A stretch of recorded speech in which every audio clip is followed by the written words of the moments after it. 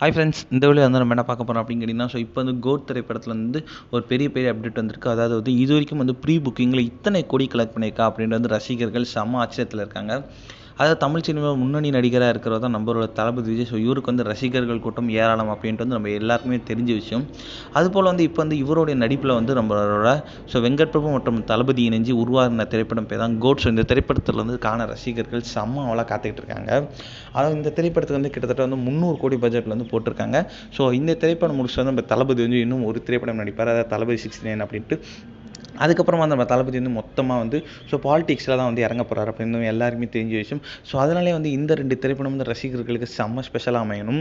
So இந்த திரைப்படத்தில் வந்து நம்ம தளபதி விஜய் கூட சேர்ந்து வந்து ஒரு பிரசாந்த், பிரபுதேவா, மோகன், லைலா, ஸ்னேகா இந்தமாதிரி வந்து ஏகப்பட்ட பிரபலங்கள் வந்து இந்த திரைப்படத்தில் முக்கியமான கதாபாத்திரத்தை நடிச்சிருக்காங்க. ஸோ இன்னும் ஒரு வாரம் தான் இருக்குது இந்த திரைப்படத்துக்கு ரிலீஸ் டேட். அதனாலே வந்து ரசிகர்கள் செம்மவெல்லாம் காத்துட்டு இருக்காங்க. ஸோ நாளைக்கு வந்து நம்மளோட கோட் திரைப்படத்தோட 4வது சிங்கிள் கூட ரிலீஸ் ஆக போகுது. ஏன்னா வந்து இப்போ வந்து நம்மளோட கோட் திரைப்படம் ஆல்ரெடி வந்து பாடல்கள் மற்றும் ட்ரெய்லரில் வந்து ரசிகர் மொத்தம் செம பேர் ரீச் ஆயிருக்கு. ஸோ இன்னில் வந்து இப்போ வந்து நம்மளோட கோட் திரைப்படத்தோட ஓவர்சீஸ் ப்ரீ புக்கிங்கோட கலெக்ஷன் வந்து வந்திருக்குங்க.